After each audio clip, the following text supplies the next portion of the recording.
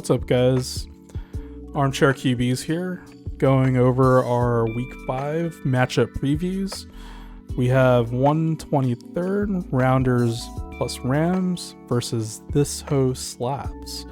So Johnson versus Alex. Going over Johnson's team here, I do see Trevor Lawrence there, and that I believe it's London or Germany.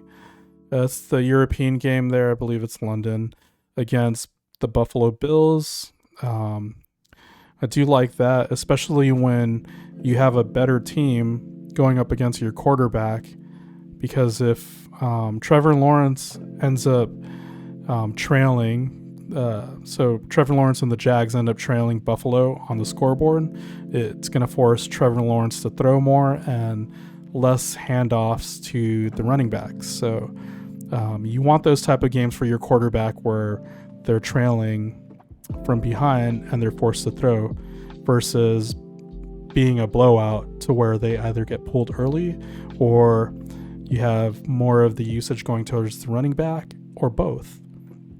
Looking down here at AJ Brown, had that monster game last week, several touchdowns. I believe he scored over 30 points, so look for him to continue that tear against LA Rams. This should be an interesting one, especially because it's Philly and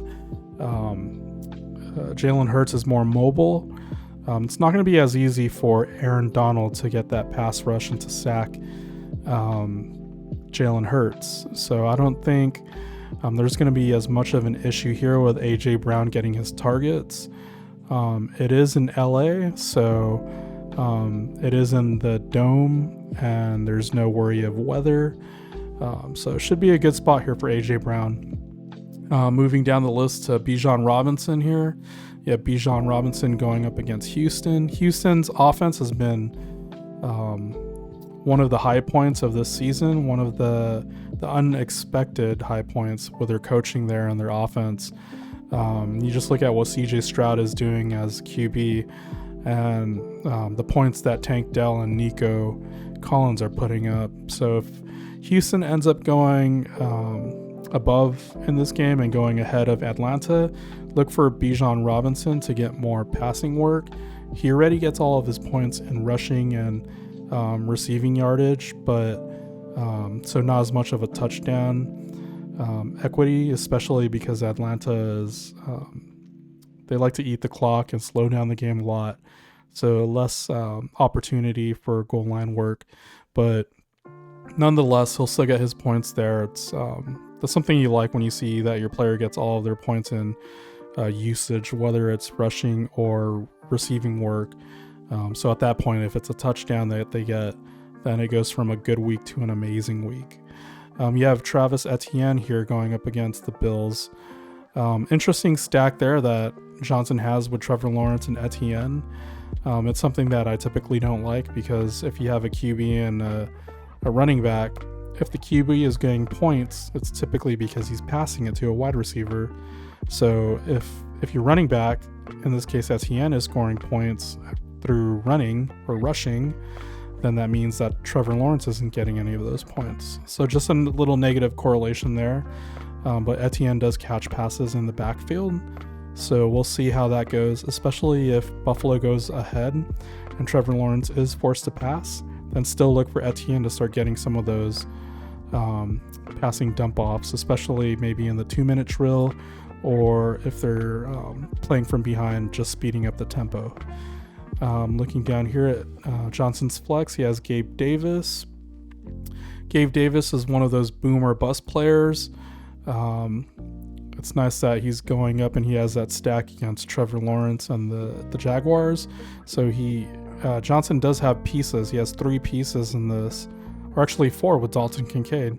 So there's 4 pieces here to this Jacksonville-Buffalo game. And if it turns into a shootout or ends up going high on the total point, the point totals, then look for some of these players to be benefactors from points. Gabe Davis is mainly scored his points from deep threat. So Josh Allen likes to sling it. He's a gunslinger, and typically when Gabe Davis has those boom weeks, it's typically those big plays that, could be 3 for 120, and they're just 40, 50, 60-yard bombs for a touchdown from Josh Allen. So decent there.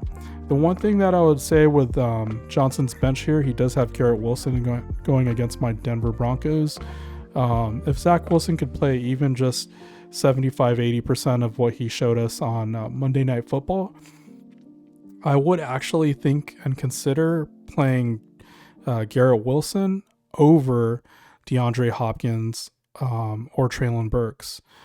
He is starting Treylon Burks here. So actually, with D. Hopkins and Treylon Burks already on the same team, and they do not like to pass a lot, plus Treylon Burks still being a little banged up from injury, I would for sure move Treylon Burks out of this spot here and throw Garrett Wilson in.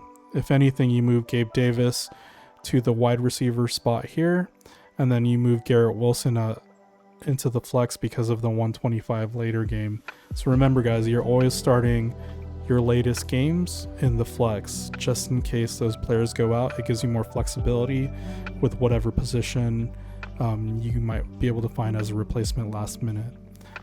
Going over to Alex's team here, he has Anthony Richardson. This rookie's been doing amazing. He's not only getting work done with the rushing yardage, but he's making smart decisions and he's able to throw it. So the fact that this rookie is processing the field and processing his reads, his first and his second reads, is just such a huge thing. Quarterback IQ and football IQ is something that you can't necessarily teach some of these players. So just because a player is athletic doesn't mean they're going to succeed and translate over to the NFL. In this case with Anthony Richardson, not only does he have all of the athletics, but he's also playing smart right now, which is a huge plus. You have Tyreek Hill here going up against New York Giants. If this game ends up being a blowout, look for Tyreek Hill to see a reduced role and look for potentially more rushing work instead of the receiving work here. So the only thing you're looking for with the New York Giants is a possible blowout, in which case Tyreek Hill and that wide receiving court does not need a lot after they go up. Looking at Derrick Henry here, another good one. Last week we ended up seeing Derrick Henry with just with a game that was more reminiscent of his old self. This season we talked about, or in the offseason we talked about the running back cliff and the age cliff and seeing if Derrick Henry would fall. And he hasn't been getting the same usage that he's gotten in the past. So we'll see if he's able to continue last week's streak of usage and efficiency. Alvin Kamara right here. Last week he ended up having 13 receptions for a little over 30 yards. So not the prettiest looking stat line, but for fantasy, that's perfect. Derek Carr doesn't look healthy still. He probably should have stayed out last week. So we'll see if he's able to get a little bit healthier. New Orleans going up against New England.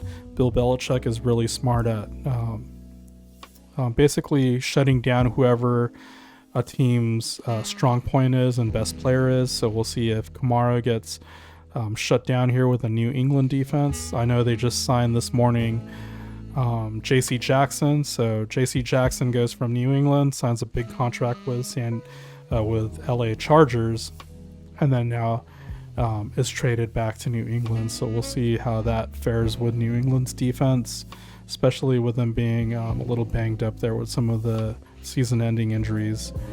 Sam Laporta is good for his usage, like for him to do good things. A touchdown makes it even greater. Alexander Madison here going up against KC. Minnesota versus KC. I'm projecting higher points in this game, higher point totals. So a couple goal line looks for Madison, especially if Cam Akers isn't really much of a factor there as backup. Look for this to be a decent game here. So all in all, it looks like it's projected. Yahoo projects Alex right now favored at 95%. Johnson, I would move out Treylon Burks here and throw in Garrett Wilson. But yeah, so good luck, guys.